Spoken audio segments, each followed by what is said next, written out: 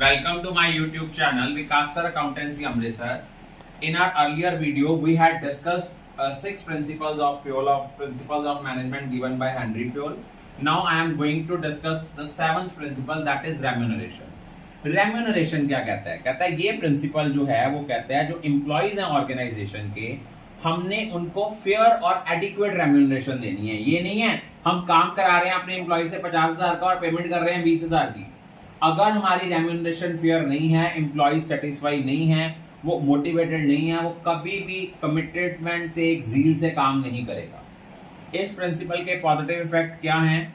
ये अगर हम फेयर रेम्यूनरेशन देंगे, एम्प्लॉयज मोटिवेटेड होंगे, वो ज्यादा डेडिकेशन और डिवोशन से काम करेंगे। लेकिन अगर हम इस प्रिंसिपल को वायलेट करते हैं तो एम्प्लॉयज की टर्नओवर बढ़ जाती है, उनका आना जाना। एक बार एम्प्लॉय आएगा, कुछ दिन के बाद छोड़ जाएगा, फिर नया एम्प्लॉय आ जाएगा, और इससे क्या होगा, और जो एम्प्लॉयज हैं उनके बीच में डीमोटिवेशन जो है वो आनी शुरू हो जाएगी। उसके बाद नेक्स्ट हमें दिया हुआ है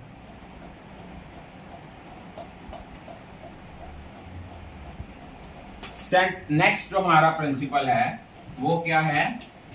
that is centralization. Centralization and decentralization. Centralization का मतलब होता है सारी पावर का एक हाथ में होना। जब भी एक ऑर्गेनाइजेशन जब छोटी होती है ना, तब तो हम सेंट्रलाइज कर सकते हैं कि सारा डिसीजन एक सिंगल पर्सन के पास है। बट जैसे जैसे ऑर्गेनाइजेशन का साइज बढ़ता है, हमें अपनी अथॉरिटीज को कुछ डेलीगेट करना पड़ता है, कुछ हमें अपने एम्प्लॉयज को फ्रीडम देनी पड़ती है कि वो अपने पार्ट पे, अपने बिहाफ पे भी डिसीजन ले सकें। इस प्रिंसिपल के पॉजिटिव इफेक्ट्स क्या होंगे? इनसे ये प्रिंसिपल अगर हम फॉलो करते हैं, हमें सेंट्रलाइजेशन और डिसेंट्रलाइजेशन दोनों के बेनिफिट्स मिलेंगे। डिसीजन मेकिंग प्रोसेस फास्ट होगा। लेकिन नेगेटिव इफेक्ट क्या है? अगर हम इस प्रिंसिपल को वायलेट करते हैं तो कंप्लीट डिसेंट्रलाइजेशन होगी, तो वो भी अथॉरिटी का मिसयूज है, और कंप्लीट सेंट्रलाइजेशन है तो वो डिसीजन मेकिंग को डिले करेगा। उसके बाद नेक्स्ट है हमारा नाइन्थ प्रिंसिपल है प्रिंसिपल ऑफ स्केलर चेन। ये प्रिंसिपल क्या कहता है हेनरी फ्योल का? हेनरी फ्योल का ये जो प्रिंसिपल है, स्केलर चेन का मतलब क्या होता है? ये एक लाइन ऑफ अथॉरिटी है, एक चेन ऑफ सुपीरियर है, from highest to lowest rank. Fayol कहता है कि ये चेन हमें फॉलो करनी पड़ती है ऑर्गेनाइजेशन में स्ट्रिक्टली। हर इंफॉर्मेशन जो होती है वो डिफरेंट एक चेन के थ्रू पास होती है, कि पहले कोई मैनेजमेंट का डिसीजन है वो ऑर्गेनाइजेशनल हेड के पास आता है, ऑर्गेनाइजेशनल हेड आगे वो अपने किसको कन्वे करता है? मैनेजर्स को। जो मिडिल लेवल एम्प्लॉयज हैं उनको, मिडिल लेवल एम्प्लॉयज आगे किसको करते हैं? वर्कर्स को।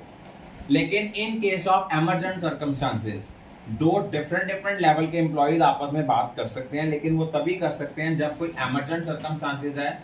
इनको हम बोलते हैं गैंग प्लान। नेक्स्ट हमारा जो प्रिंसिपल है वो है principle of order. Principle of order mean हर चीज अपने प्रॉपर प्लेस पे होनी चाहिए। और इससे क्या होता है? ये प्रिंसिपल का मतलब क्या है कि हर चीज के लिए एक फिक्स प्लेस है, और हर ऑर्गेनाइजेशन में जो है हर चीज जो है वो अपनी जगह पे होनी चाहिए। फ्योल ये इंसिस्ट करता है कि एक फिक्स प्लेस अगर हर चीज के लिए है, और ऑर्गेनाइजेशन में जो चीज जहां यूज होती है वहीं पड़ी होगी। अब आप स्कूल देख लो, स्कूल में चौक और डस्टर क्लास में होते हैं, फाइल्स जो है वो ऑफिस में होती है। ऑफिस में चौक और डस्टर नहीं होते। और ये प्रिंसिपल जो है, इस प्रिंसिपल को अगर हम फॉलो करते हैं तो रिसोर्सेज की वेस्टेज नहीं होगी, उससे बाद ऑर्गेनाइजेशन की वर्किंग स्मूथ होती जाएगी। लेकिन अगर हम इनको वायलेट करते हैं तो टाइम की वेस्टेज होगी, एज वेल एज एम्प्लॉयज हमें काम जो है वो राइट टाइम पे नहीं होके मिलेगा। Principle of equity, 11th principle है प्रिंसिपल ऑफ इक्विटी। इक्विटी का प्रिंसिपल क्या कहता है? इक्विटी प्रिंसिपल कहता है कि हर एक के साथ एक जैसी ट्रीटमेंट करो। डिस्क्रिमिनेटिव पॉलिसी नहीं होनी चाहिए। ये नहीं है कि ये मेल वर्कर है इसके साथ कोई तरह का फेवरेटिज्म है, ये फीमेल है इसके साथ ये फेवरेटिज्म नहीं है। उसके बाद नेक्स्ट है stability of tenure of a person. आपको किसी भी जॉब का एक्सपीरियंस कब आता है? जब मिनिमम टाइम पीरियड के लिए आप उस जॉब पे रहते हो। ये नहीं है आज आप एक मान लो इवन इन द स्कूल आज मैं एक सब्जेक्ट पढ़ा रहा हूँ, नेक्स्ट डे मेरा सब्जेक्ट चेंज हो जाए तो मेरी मास्टरी कभी हो ही नहीं पाएगी। हर चीज में specialization with the passage of time आती है। और 13th प्रिंसिपल है इनिशिएटिव, कि वर्कर्स में हमें ऐसी सेंस डेवलप करनी है जो बिना कहे काम करें, हर काम उनको डांट के ना कराना पड़े, उनमें अपने आप में जील हो काम करने की।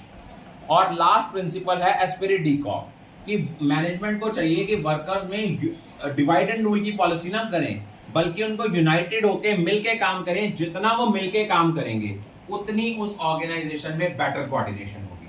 आई think all of you are clear about it.